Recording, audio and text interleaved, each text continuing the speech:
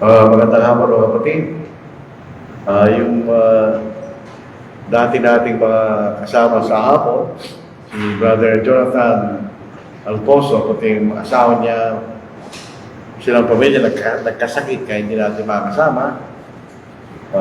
Yung iba naman, sumama na kanilang umaga. So tayo po ang magkakasama ngayong hapon.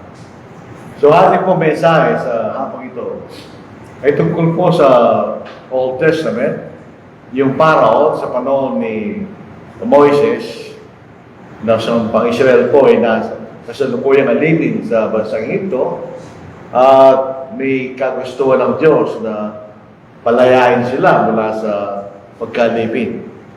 Dito po sa Romans chapter 9, 17 to 18, tingnan lang po natin sa wika natin. Sapagkat sinasabi ng kasulatan kay Pharaoh, dahil sa layo ito, itinaas kita upang aking maipakita sa pamagitan mo ang aking kapangyarihan at upang ang aking pangalan ay maipahayag sa buong lupa. Kaya nga siya'y may awa sa kanyang maibigan at kanyang pinagmatigas ang puso ng sinumang kanyang maibigan. So dito po makikita natin may kaisipan ng mga ibang sakay ng pananampalataya na ang Diyos ay talagang pinatigas niya ang puso ni Pharaoh. In other words, walang kinalaman si Pharaoh sa pagmamatigas ng puso niya, pero ito yung kagustuhan daw ng Diyos sa kanya. Yung mga Calvinists ganoon ang kailang pagtingin. So ito gusto nating pag-aralan ngayon. Number one, sino talaga nagpatigas sa puso ni Pharaoh? Pangalawa, ang Diyos ba nagpatigas ng kanyang puso? Pangatlo, o Pharaoh mismo ang nagpatigas sa kanyang puso. So ito ang ating gustong tingnan sa ating pag-aaral sa hapong ito. Dalawang bagay. Ang Diyos ba ang nagpatigas sa puso ni Pharaoh?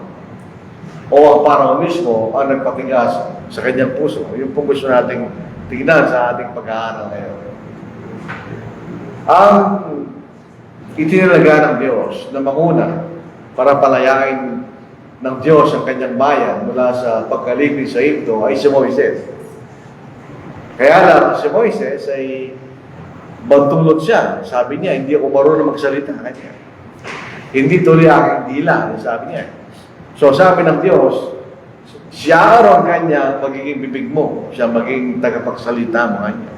So noong unang mga araw, kasama ni Moises si Aaron. So sila pumunta sa Pharaoh, dito sa Exodus chapter 5 verse 1 and 2. Afterward, Moses and Aaron went in and told Pharaoh, "Thus says the Lord of Israel, let my people go, that they may hold a feast to me in the wilderness." Yun ang mensahe ng Diyos kay Pharaoh. Palayain ng bayan ng Israel at sila magkakaroon ng pista sa gitna ng ilang. Yun ang kagustuhan ng Diyos. Pero sabi ng ni Pharaoh, and Pharaoh said, "Who is the Lord?" Sa panahon po natin ngayon, maliban sa mga Muslim at ay naniniwala sa Diyos, alos lahat ng mga tao, kilala natin ang Diyos. Magamat meron tayong may mali silang paniniwala. Pero noong panahon na yun, yung mga Gentiles, at si Pharaoh ay isang Gentile, hindi na kilalang Diyos. Masabi ni Pharaoh, "Who is the Lord? That I should obey His voice to let Israel go." Sino ba siya kanya? Hindi ko siya kilala. "I do not know the Lord, nor will I let Israel go." Dito pa lang po sa pangunang pananalita ni Pharaoh, matigas din yung puso niya, di ba? Kaya talaga siya planong palayain ang bansang Israel. Unang-una, hindi siya sumasampalataya sa Panginoon. So, ibig sabihin, wala siyang intensyon na palayain niya ang bansang Israel. So, matigas na yung puso niya sa simula. At bilang pagpapakita ng kanyang katigasan ng puso, mas pinahirapan pa niya yung mga Israelites. Isang dahilan bakit ayaw palayain ni Pharaoh ang bansang Israel, ay dahil pinakikinabangan nila ang mga Israelita bilang manggagawa. Slave labor ang kailang ginagawa. So Exodus chapter 3 verse 10. And the taskmasters, 5 verse 10. And the taskmaster of the people and their officers went out and spoke to the people, saying, Thus says Pharaoh, I will not give you straw. Sinuna, binibigyan sila ng straw para doon ang kailang raw materials, kailang paggawa. Ngayon, bawal na. Go, get yourself straw where you can find it, and none of your work will be reduced. So, ganun pa rin ang trabaho nyo kanya, pero kayo na maghahanap ng straw. So, ibig sabihin, nasa haba pa yung kailang panahon ng pagtatrabaho. So, the people were scattered abroad, so nagsipangalan, throughout all the land of Egypt to gather stubble instead of straw. And the taskmasters forced them to harry, saying, Fulfill your work, your daily quotas, when there was straw. So lalo po silang pinahirapan ni Pharaoh, dahil nga po sa sinabi ni Moses at ni Aaron, na plano doon sa palayain ng bansang Israel. So ito makikita natin ang katigasan ng puso ni Pharaoh. So dahil po sa ganung bagay, minabuti ng Diyos na bigyan sila ng salot. 10 plagues, 10 salot, ganyan. Sa bansang Egypto. Para malaman, sabi ng Panginoon, para malaman ng mga Egyptian kung sino ako ganyan. Kasi hindi nila kilala ang Diyos. Hindi na sinasampalataya ng Diyos. Kasama nun yung Pharaoh. Sabi section 7 verse 5, And the Egyptians shall know that I am the Lord. Para malaman nyo, kilala ko Panginoon ganyan. When I stretch out my hand on Egypt and bring out the children of Israel from among them. So pag nakita nila yung salot na ibibigay ko sa kanila, at pag napalaya ko kanya ang bansang Israel, makikilala na kung sino ako kanya. Sabi ng Diyos. Pero pasinin po natin yung Pharaoh, binasa natin kanina, matigas yung puso niya. Wala siyang planong palayain ang bansang Israel. So yung makikita natin yung plagues, dalawang purpose niya. Para pahirapan ng Egyptians at kilalanin na may tuloy na Diyos. Kanya. At ang mga plagues na ito na nangyari sa bansang Israel, hindi lang sila basta salo. Ito ay, meron mga Diyos-Diyosan ng mga Egyptians. Katulad ng mga bansa sa panahon na yun, sila ay sumasama sa mga Diyos-Diyosan. So yung mga plagues, sinachallenge ng Diyos ang mga Diyos-Diyosan. Dahil ligtas sa bansang Egypto, sa mga salo. At ipinakilala niya ng Diyos na yung mga Diyos-Diyos ay walang kwenta, powerless, laban sa Diyos. Tingnan po natin isa-isa. Yung unang salot ay ang Nile River ay naging dugo. Babasahin po sa Exodus chapter 7, 14 to verse 25. Yung doon natin makikita kasi isa na yun. Pasilin natin ang Nile River, isa sa pinakamahabang ilog sa buong mundo. Ito yung nagagalit pa maraming bansa dadaanan papunta sa Hilaga at magtatapos sa bansang Egypto. So ito yung pangunahing source na kailang tubig, inumin, dahil fresh water yan, at ganoon din ang mga isda. At isa sa mga pangunahing pakinabang ng Nile River, taon-taon nag-overflow yan. Eh dahil dinadala niya yung mga lupa galing sa ibang bansa, nagiging mataba ang paligid ng Nile River. At kaya ito yung matabang tamna ng mga Egyptian. So ito yung mahalagang ilog para sa mga Egyptian. Si Aaron, nilagay niya ang tungkod doon sa ilog at naging dugo. Yun ang nangyari doon sa ulang sala. Pasilin po natin, ang Nile River ay dinodiyos ng mga Egyptian. Ang pangalan ng Diyos-Diyosan na yun ay Happy. Yan ang Diyos-Diyosan ng Nile River. So dito makita natin, wala nagawa yung Diyos-Diyosan na yun para baliktarin yung ginawa ng Diyos. Nangatinin dugo yung Nile River, wala nagawa si Happy na Diyos-Diyosan ng Nile River. Ang mga isda ay namatay at ang tubig hindi pwedeng inumin, yung dugo eh. Sa Exodus chapter 7 verse 21, na mga nangamatay ang lahat ng isda at hindi wala na silang mainom tubig. So yun ang nangyari sa ulang salong. Anong reaksyon ni Pharaoh? O tayo po ay mangyayari sa atin yan, yung pinanggagalingan ng ating inumin na magiging tubig. Ba, siyempre tayo po ay matatakot. Mga susunod na tayo, siyempre wala tayong inumin. Sabi nga po natin, kahit walang kuryente, basta mayroon lang tayong tubig. Magsusurvive tayo, di ba? Ngayon, wala kang tubig. Dahil naging dugo. Tingnan po na sa chapter 7, verses 22 to verse 23. So, bakit ang mga salamangkero na sa ito ay gawa ng gayiting sa pamagitan ng kailang mga lihim na kaalaman? Ang puso ni Pharaoh ay nagmatigas at ayaw niya pakinggan sila gaya ng sinabi ng Panginoon. Si Pharaoh ay tumalikod at umuwi sa kanyang bahay na hindi man lamang niya inilagay ito sa kanyang isip. So, tumagis ang puso niya. Wala sa reaksyon. So, hindi niya pinalaya ang bansa Israel sa walang salot. Yung pangalang salot, yung mga palaka. Ibig sabihin, ito rin ay ginawa ni Aaron. Inalyin tungkol niya, nagkaroon ng napakaraming palaka. E doon po, mababasa natin sa Exodus chapter 8, verses 1 to 15. Pasinin po natin, si Heke, Diyosan ng fertility. Ang ulo niya ay palaka. So in other words, ito yung simbolo ng isang Diyos-Diyosa, may palaka. At ang mga Egyptian, hindi nila kinakain ang palaka. Ito yung tinutuloy nila ng banal at hindi pwedeng patayin. Katulad ng bansang India, ang mga baka ay tinutuloy na banal. Hindi nila pinakikialaman. Hindi nila kinakain. Ganon din ang bansang ito. So, nangyari, yung mga palaka pumasok sa mga bahay at sa bukid at sila'y nangamatay. O imagine po natin yung amoy ng buong lupain. Pero wala nagawa si Heke para pabalik rin ang pangyayari yun. Muli, babasahin natin ang Exodus 8:15, tumigas ang puso ni Aaron. So, ni Pharaoh, hindi pa rin niya pinalaya ang bansang Israel. Pangatlong salo ay yung kuto. Yung kuto, mga kapatid. Ito po ay ginawa rin po ni Aaron, na walang warning, basta nangyari lang.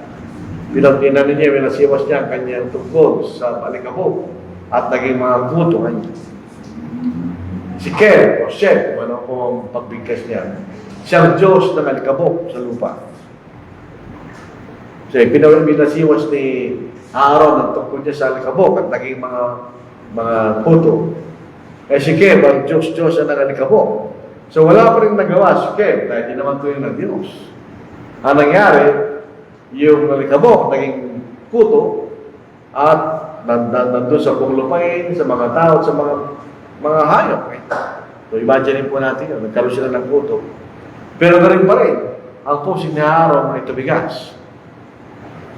Hindi siya natakot, hindi rin niya pinalaya ang bansang Israel. Pahaba na Ito po, hindi lang siya fly, hindi napalitan. Sa Exodus 8, verse 20 to 32, nagkaroon ng salot ng langaw. At ito po, yung ginawa ni Moises. Si Kepri, ang Diyos ng paglalala, ang ulo niya ay langaw. So ito rin po yung simbolo ng isang Diyos-Diyosa, kapatid. Ano nangyari dyan? Dito sa pagkakataon na ito, yung lugar ng mga Israelita ay walang langaw.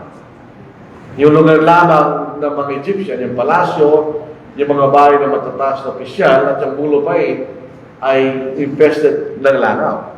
So, imagine po natin, kung isipin natin nangyari sa langaw, sa buong lupain. Again, ang puso ni Aaron ay tumigas. Hindi pa rin siya natinag na palayain ng bansang Israel. Yung panglimang salot, yung kamatayan ng mga hayop o livestock. So, tingnan pagkain yan. So, ito yung ginawa po ni Moises, babasahin natin. Si Hathor, ang Diyos-Diyosan ng proteksyon. Ang ulo niya ay baka. So, pasinin nyo, yung baka ay simbolo ng isang Diyos-Diyosan. Wala na nagawa, ang Diyos-Diyosan na yun, para buhayin uli yung mga namatay na baka. So, again, may distinction sa lugar ng mga Israelita, hindi namatay kayo ng mga hayupan, pero yung lahat ng hayupan ng mga Egyptian ay namatay o nagkasakit. Medyo hindi siya malaking salot sa pagkain nila, di ba? Ngayon, ganun pa rin. Yung puso ni Pharaoh ay tumigas. Hindi pa rin siya natitinag, hindi pa rin niya pinapalaya ang bansang Israel. Sa ika-6 na salot, sa pupo yan, ay Boaz. Ewan kung ano yung tawag yung mga masakit na nakalimutan ko na yung pangalan sa atin. Yung pigsa. Nagkaroon siya ng pigsa. Imagine nyo, nagkaroon ng pigsa ang bansang mga Egyptian. Masakit yan, di ba? Ito yung ginawa muli ni Moises. At si Isis, ang Diyos-Diyosan ng medicine ng mga Egyptian, at si Sekhmet, ang Diyos-Diyosan laban sa sakit. So wala rin nagawa itong mga Diyos-Diyosan nila para baliktarin yung pigsa na dumating sa lupain ng mga Egyptian. Again, ang mga Israelita hindi apektado ng pigsa. Wala nangyari sa kanila. Pero yung mga Egyptian, siyempre, at pag kanilang maayupan, ay apektado. Yung mga Egyptians, ang kanilang kultura ay naglalagay ng kahalagahan sa kalinisan. Pero mayroon kang pigsa sa katawan, at tingin nila sila yung marami. So yun ang nangyari sa lupain ng mga Egyptian. Again, yung Pharaoh, tumigas sa puso niya. Hindi pa rin natinag, hindi pa rin niya pinaalis ang bansang Israel. Ikapitong salot. Ito yung salot ng hail. Dito sa ating bansa, minsan madala. Minsan, umuulan ng yelo, di ba? Kaya lang, maliliit lang. Kasi, dahil sa init ng ating atmosphere, pagbaba, nalulusaw na yung hail. Pero sa bansang katulad ng Amerika, malalamig. Malalaking hail nila. Naninira ng bubungan, mga kotse, structure. So ito nangyari sa ikapitong salot, nagkaroon ng hail. Umulan ng yelo sa lupain ng Egypto. Yung Sinat, ang Diyos-Diyosan ng langit. So siya may kontrol sa kalangitan. Wala rin siya nagawa para baliktarin niya yung hail. Tuloy lang po yung pagbagsak ng mga malalaking tipak ng yelo. Ngayon may distinction. Yung mga Israelita, walang hail sa lugar nila. Pero sa lugar ng mga Egyptian, sila po ay sinaktan ng yelo malalaki. So, yung lahat ng buhay, nasaktan sila. Pero yung puso ni Pharaoh, ganoon pa rin. Hindi pa rin matinag siya tumigas. Matigas pa rin ang puso niya. Ngayon, yung pang-anim, pang-walo, yung locust. Bago nung pumutok, pagkataas ng putok naman pinutubo, nagkaroon tayo ng ganyan. Balag, di ba? Ay, kung iba, kinakain nila yun.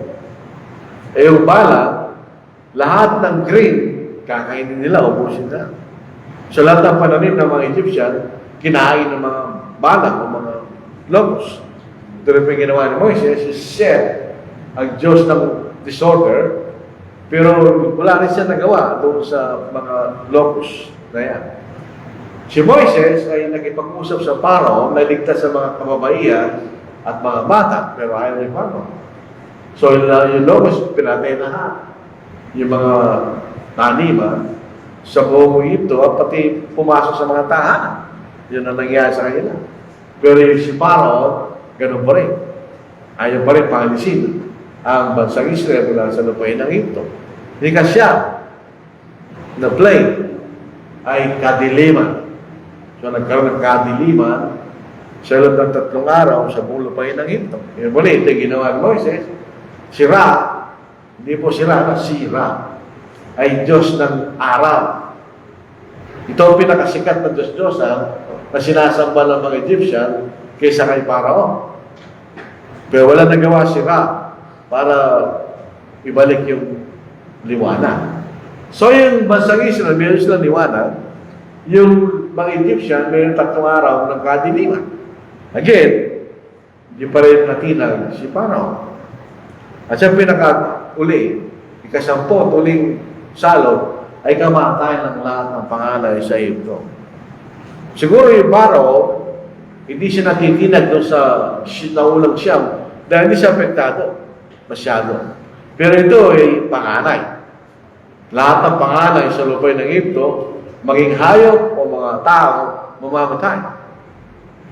Dito po nagsimula yung Passover. Na nag-aalay po siya ng Passover na, tapos yung dugo ay ipipinta sa hamba ng mga pintuan nila. bilang tanda na isang bahay ng isang Israelita, lalampasan sila ng anghel ng kamatayan. Kaya nga, Passover, sila yung nilampasan. So, pero yung lupain ng Egypto, namatay. So, ito yung ginawa ni Moises. Si Pharaoh ay Diyos-Diyosan. Siya pinakamataas na Diyos-Diyosan sa lahat ng mga Diyos-Diyosan sa lupain ng Egypto. Siya'y tao, pero pinaniniwalaan nila na siya'y galing sa mga Diyos-Diyosan. So, wala nagawa yung Pharaoh laban sa kamatayan ng lahat ng panganay. Ngayon muli, yung mga panganay ng mga Israelita, hindi sila namatay, pero yung mga Egyptian namatay. Dito sa pagkakataon na ito, pinalayan ni Pharaoh ng bansang Israel. Kaya lang, hinabol niya. So, hindi pa rin talagang mabot ang puso niya, di ba? So, matigas pa rin ang puso ni Pharaoh. So, 10 salot na binigay ng Diyos. Pero, hindi natinag si Pharaoh. So, ang tanong niya, sino nagpatigas sa puso niya? Ang nangyari lang, ginawa ng Diyos, 10 salot, yung plagues na makita natin. Yung mga salot na ito, may epekto sa puso ni Pharaoh. Dalawang bagay lang, number one, kung siya'y magbubukas sa kanyang kaisipan, at susunod, palalayain niya ang bansa Israel. O kaya, patitigasin niya ang puso niya. Kung sa 10 salot na nakita natin, hindi bukas, hindi niya binuksan ang kanyang kaisipan. Unang-una, para maniwala siya na iyan ang tunay na Diyos at palayain niya ang bansang Israel. Hindi siya nagbago doon. Pero pasinin natin, si Pharaoh, meron siyang kalayaan. Katulad ng sinumang tao, meron tayong kalayaang piliin. Ano gagawin natin? So si Pharaoh, meron siyang free will, either to obey or disobey. Yun ang makikita natin. Pero, sabi nga natin, from the beginning, ang puso niya ay matigas na. Noong una, hindi siya naniniwala sa Diyos. Pangalawa, hindi niya palalayain ang bansang Israel. So, sa gitna ng salot na yun, hindi siya nagbago doon. Ang katotohanan, sa bawat salot, lalo ba tumitigas yung puso niya. O pinili niya na magsumunod, yung makikita natin. So, yun ang pati ni Pharaoh. Ang epekto ng plagues, yung mga salot, ang paaaring gawin niya sa kay Pharaoh na sumunod o hindi. Yun lang ginagawa ng place na yun. Ba? So, ang Diyos, sa isang uri paraan ng pananalita, pinatigas niya ang puso niya sa pamamagitan ng plagues. Pero yung pagpapatigas, yun ang sagot ni Pharaoh doon sa mga salot. Hindi ang Diyos ang gawa nun. Ang ginawa lang Diyos yung plague. Pero ang pagtigas ay ito sa respond ni Pharaoh doon sa mga plagues. So in other words, habang dumadami yung plagues, instead na mabawas ang katigasan ng puso niya, nararagdagan. So ang makikita natin, sinong may gawa ng pagpatigas ng puso? Si Pharaoh, hindi ang Diyos. Yung plagues, ginawa ng Diyos yun. Depending kay Pharaoh kung ano maging respond niya. Kaya naging respond ni Pharaoh ay patigasin ang puso niya. Anong layo ng Diyos? Alam ng Diyos from the beginning na hindi susunod si Pharaoh. Alam niyo, hindi siya susunod. Tignan natin. Exodus 3:19, but I am sure that the king of Egypt will not let you go. Ay, alam ko, hindi siya niya palalayaan. Know that even by a mighty hand, so I will stretch out my hand and strike Egypt with all my wonders, yung plagues, which I will do in its midst, and after that, He will let you go. Right? So makita natin, alam ng Diyos na hindi niya palalayain. Dahil ang Diyos na maaari niya basahin ang puso natin. Tayo mga tao, hindi natin alam kung anong iniisip ng ating kapwa. Kahit yung pinakamalapit na tao sa atin, hindi natin alam. Sila ang nakakalam sa kanyang kaisipan. Tayo lang nakakalam sa ating kaisipan. Maliban kung sabihin natin. Sa 1 Kings chapter 8, verse 39, then here in heaven your dwelling place, and forgive, and act, and give to everyone according to all his ways, whose heart you know. For you alone know the hearts of all the sons of men.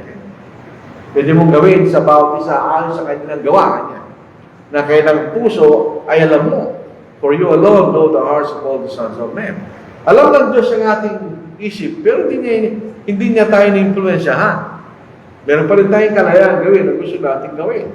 But from the beginning, alam ng Diyos, hindi palalayain ni Pharaoh ang bansang Israel. So, matigas ang kanyang determination na hindi niya palalayain. Yung 10 salot, pinatunayan lang ng Diyos kung sino ang tunay na Diyos. Parang ito rin po ang nabalitaan, nung maalala po natin, yung Jericho, di ba? Sabi niya, nung patutot doon, alam namin kung anong ginawa ng Diyos sa bansang Egypto kanya. At lahat kami natatakot kanya. Bakit? Alam nila ang kapangyarihan ng Diyos. So makikita natin yung 10 salot. Yung una, yung dugo, yung mga palaka, mga puto, etc. Yun ay may mga Diyos-Diyosa. Pero wala nagawa yung mga Diyos-Diyosa na yun laban sa mga sama. Kung nag-iisip yung mga Egyptian, dapat natanto nila yung mga Diyos-Diyos na walang kwenta. Para yung mga maling aral sa panahon natin ngayon, walang kwenta sa ating kaligtasan. Pero ang tunay ng Diyos, pinatunayan niya, siya ang makapangyarihan ng Diyos sa lahat. At wala nga namang Diyos na magwawagi laban sa Kanya. Doon po sa awit, doon po nagkakamali po. Sa Psalm 95, sinasabi niya, sa Diyos ng lahat ng mga Diyos. Kaya so walang tunay na Diyos maliban sa Diyos, yung makikita natin. Pero, pinakita ng Diyos sa mga Israelites na siya ang makapangyarihan ng Diyos sa lahat, na maaari sila magtiwala sa Kanya. At pinakita rin ng Diyos kay Pharaoh na siya lamang ang tunay na Diyos. So, hindi lamang yung place na yun, dahil ng Diyos, di man palalayain ng Pharaoh yung bansang Israel. Yan na ginawa ng Diyos para maniwala sa Kanya mga Israelita na siyang tunay ng Diyos. Pasinin po natin, sila'y alipin sa mahabang panahon sa lupay ng Egypto. Hindi sila sumasama sa Diyos. Ang katotohanan niya, maaari sumasama sila sa mga Diyos-Diyosan ng mga Egypto. Kaya sa kauna-unang pagkakataon, pinakilala ng Diyos kung sino ang tunay na Diyos. Dito po sa Isaiah chapter 43 verse 10 to 12, ito'y tumutukoy sa ginawa ng Diyos sa lupay ng Egypto. Kaya mga saksi ko nga niya, di ba? Dito po sa Deuteronomy, masaya ko na sa chapter 5, makikita natin ang paraan kung paano naliligtas ng Diyos ang Israel mula sa pagkalit. Kaya nga pinagutos niya pag-observe ng Lord yung Sabbath. Ano po? Ito po, basta tingnan po natin. Ano po? Kaya sabi niya, igalang niyo ang Sabbath day. Ganyan. Dito po sa verse 13. 12 hanggang 14 ng Deuteronomy chapter 5. Ipangilin mo ang araw ng Sabat at ingatan mong itong banal, gaya ng inutos sa iyo ng Panginoong Diyos. 6 na araw na gagawa ka at yung gagawin ng lahat ng iyong gawain. Ngunit ang 7 araw ng Sabat sa Panginoong Diyos, sa araw na yan ay huwag kang gagawa ng anumang gawa. Ikaw, na yung anak na lalaki o anak na babae, na yung aliping lalaki o aliping babae, na yung baka at ang iyong asno, niya naman sa inyong hayop, niya mga dayo nasa loob ng iyong mga pintuan, upang ang iyong aliping lalaki at aliping babae ay makapagpapahingang gaya mo. Alalahanin mo, ikaw ay naging alipin sa lupain ng Egypto, at ikaw ay nilabas doon ng Panginoong Diyos sa pamamagitan ng isang makapangyarihang kamay at una na bisig. Kaya tinutos sa iyo ng Panginoong Diyos na ipangilin mo nga ang Sabat. So, ibig sabihin, nakita niyo ang kapangyarihan ko kanya na malumaya kayo mula sa pagkalitin. Yun ang sinasabi niya sa Isaiah chapter 43 verse 10. You are my witnesses. Yung magsaksi ni Jehovah, ginagamit nila yan. Pag kinausap mo sila, tinatanong mo, saan yung mapapatunayan na kayo magsaksi? Binabasa nila yan. Pero ito hindi patungkol sa kanila. Ito ay patungkol sa bansang Israel. You are my witnesses, says the Lord, and my servant, whom I have chosen, that you may know and believe me, and understand that I am He. Before me, there was no God formed. Bago ang Diyos, walang Diyos na nauna sa Kanya, nor shall there be after me. So walang Diyos pagkatapos niya. Even I, am the Lord, and besides me, there is no Savior. Dito natin mapapatunayan na si Kristo ay Diyos. Kung walang tagapagligtas na maliban sa Diyos, at ang ating Panginoon tagapagligtas, siya ay Diyos. Yung sa Titus chapter 2, verse 13, ito ay sinasangayunan yan sa sinabi ng Diyos sa panahon na yan. Titus chapter 2, basahin po natin sa verse 13. Ito. Hindi, sa 1 Timothy pala, chapter 6. Sinasabi niya na siya ang tunay na Diyos, yung nakikita natin. Sa chapter 2 yan, basta, pag nakita mo yung talata, na wala sa isip ko. Sabi dito, I am declared the same, I am proclaimed, and there was no foreign God among you. Therefore, you are my witnesses, says the Lord, that I am God. So, nakita niyo ang saksi, ako yung tunay na Diyos sa inyo. Doon sa mga bagay na ginawa ng Diyos para palayain sila mula sa pagkaalipin. Ito yung sa panahon. Exodus 9:16, but indeed, for this purpose, I have raised you up, that I may show my power in you, and that my name may be declared in all the earth. So, mapapatunayan mo na ako ang tunay na Diyos, at magkikita mo kanya ang aking kapangyarihan, para ang aking pangalan ay may pahayag sa lahat ng buong lupa kanya. Kaya hindi isang halimbawa po rito yung Jericho. Hindi natin alam yung paraan ng pag-angalat ng impormasyon sa panahon na yun. Makita ko na po. Titus chapter 2 verse 13. Habang hinihintay natin ang mapalat na pag-asa at ang pagpapakita ng kalawatian ng ating dakilang Diyos at tagapagligtas na si Kristo. Ang sabi ng mga saksi ni Jehovah at Iglesia ni Kristo, yung dakilang Diyos yun ang Ama. Yung tagapagligtas si Kristo, wala pa rin problema yun. Nagbabalik tayo sa Isaiah 43 verse 10, and besides me there is no Savior. Kanya. O kung si Kristo yung tagapagligtas, at wala ang ibang tagapagligtas, kundi ang Diyos, hindi Diyos siya. Kahit ano pang gawin nila, di ba? So yun ang makikita natin, yun ang dahilan. Bakit ginawa yung salo? Dahil alam naman ng Diyos, hindi sila palalayain. Pero binigyan sila ng salo sa kanyang dahilan. Maipakita ng Diyos sa kanyang bayan na siyang tunay na Diyos, at maipakita kay Pharaoh at mga Egyptian na siyang tunay na Diyos. Nang kailang mga Diyos-Diyosan ay walang anuman. Walang kapangyarihan laban sa tunay na Diyos. Yun ang pinatunayan ng Diyos sa mga salo. So ating aplikasyon, yung salo sa panahon ni Pharaoh ay katumbas ng katotohanan.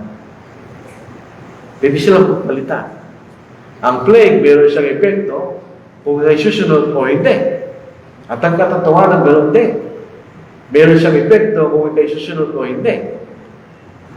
Yung katotohanan ng Diyos, hindi po dahilan para yung mga tao hindi sumunod. Walang masama sa kalooban ng Diyos. Hindi yan ang dahilan, ba't hindi sila sumusunod? Dahil langit ng Diyos ay mabuti, katulad ng plagues, na iligtas ang tao mula sa kasalanan at ang kaparusahan ng kasalanan. Yan ang purpose sa salita ng Diyos. Hindi ang salita ng Diyos ang dahilan ba't di sumusunod ng tao. Kundi makikita natin ang dahilan. Hindi rin dahilan na hindi sila sumusunod dahil mahirap sumunod. Sabihin, yung dahilan ni Pharaoh na hindi sumunod, mali yung kaisipan niya. Ganon din ang mga tao pag hindi sila sumusunod sa katotohanan at sinasabi nila mahirap sumunod sa katotohanan, hindi totoo yun. Dito sa 1 John chapter 5, verse 2 and 3. By this we know that we love the children of God, when they love God and keep His commandments.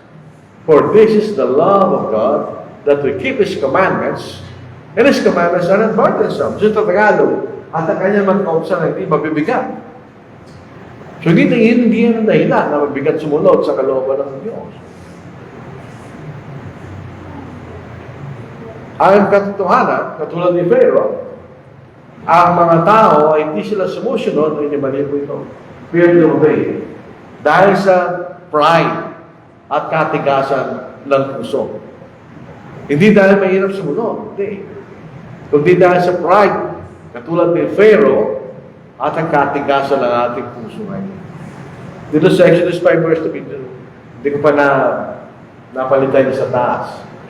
In Hebrews chapter 3 verse 7, therefore as the Lord, the Holy Spirit says, today, if you will hear His voice, pag napakinggan mo, tinig ng Panginoon ka, do not harden your hearts as in the rebellion. Doon sa 40 years na sila ipaikot-ikot sa ilan, yan dahilan to, dahil matigas ang kailang puso. Ayaw lang pumasok sa lupain na binigay sa kayo ng Diyos. Kaya pinabasahan sa Diyos, paikot-ikot sa ganda 14, di sagad namatay lahat ng mga taong yun. In the day of trial in the wilderness, where your fathers tested me, tried me, and saw my works 40 years. Therefore I was angry with that generation and said, they will always go astray in their heart, and they have not known my way. So I swore in my wrath, they shall not enter my rest.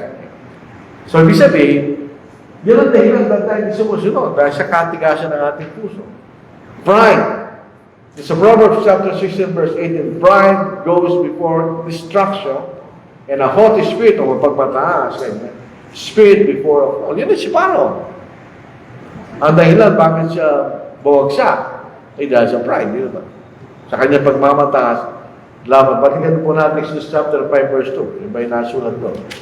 Ito ang mababa sa Tagalog.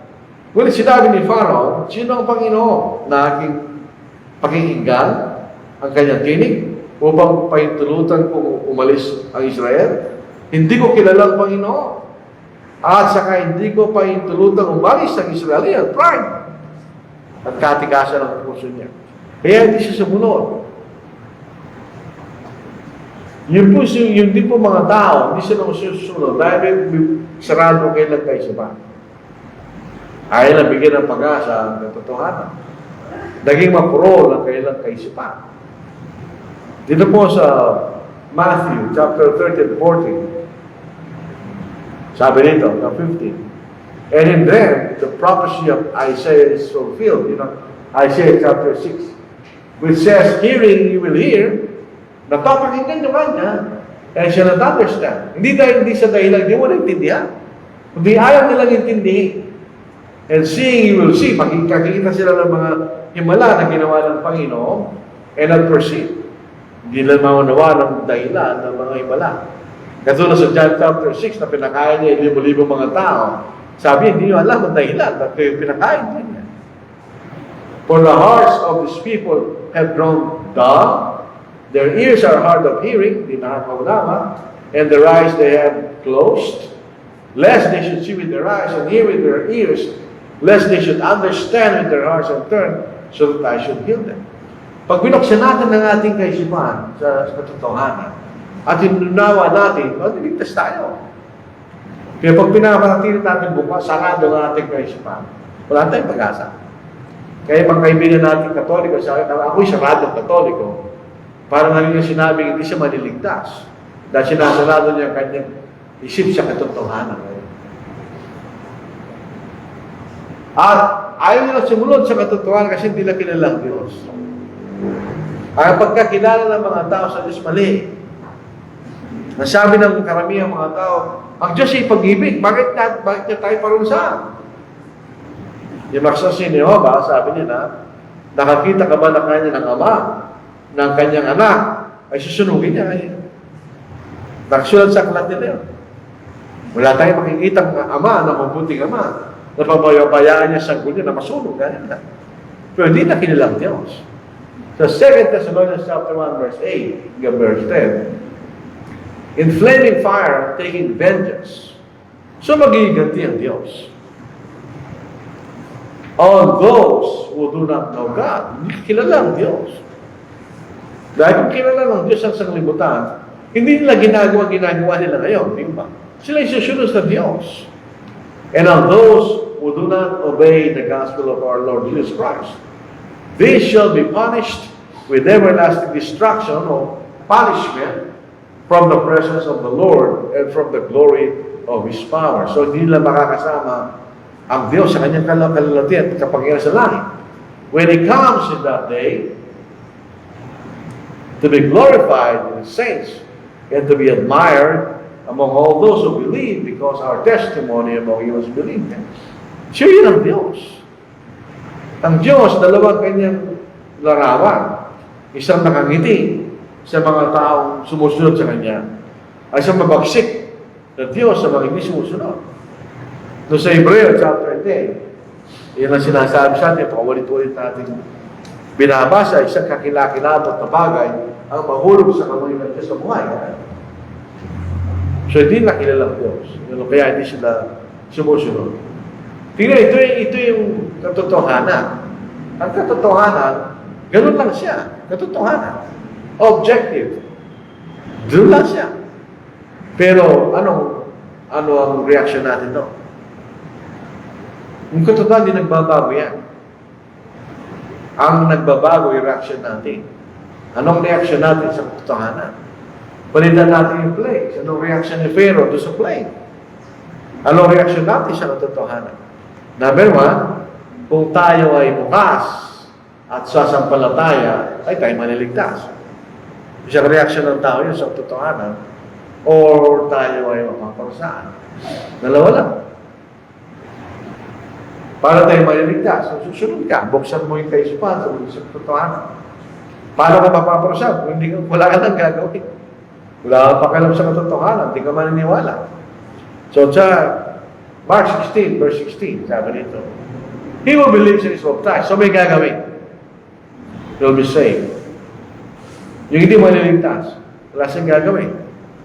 And he who does not obey will be condemned. Katulad ni Pharaoh, wala siyang ginawa. Doon sa plagues na nangyari sa wala siyang ginawa. Nanatili lang siya sa kanyang kaisipan na hindi ko palalayan ang bansang Israel. Hindi ko maniniwala sa wala siyang ginawa. So, kung din ang kaligtasan natin. Kung wala tayong gagawin, hindi ka maliligtas. Pero susunod tayo sa kalooban ng Diyos, tayo maliligtas. So, sino nagliligtas? Walang bagay yan. Katotohanan nagliligtas kung susunod ka. So, doon sa discussion ni Pharaoh, sino nagpatigas ng puso niya? Siya. Dahil siya sumunod doon sa plagues na nangyari sa kanyang bayan. Meron bang kinalaman? Meron. Sabi ng Diyos, nagbigay siya ng salot eh. Pero hindi sa pagbibigay niya ng salot, hindi naman directly pinatitigas ang puso niya. Ni Paro, ng Pero, nagpatigas sa kanyang puso. So, ang katotohanan nagliligtas, ito yun. Kung tayo susunod. So, meron tayong bahagi ng kung anong ating tugon sa katotohanan. Kung anong yung nalaging tugon ni Pero, yung sa salot, pinatigas niya yung puso niya. So ito po ang ating mensahe po sa hapon ito. Maraming salamat po sa inyong paghihilig. So pag tayo po ay napakinggan natin ang salita ng Diyos, huwag natin patagisin ang puso natin. Buksan natin ang ating kaisipan, paniwalaan natin at sundin ang katotohanan. So, bigyan natin muli kay Brother Raul ang panguna po sa magpapaawit at sa ating pagsamba. Maraming salamat.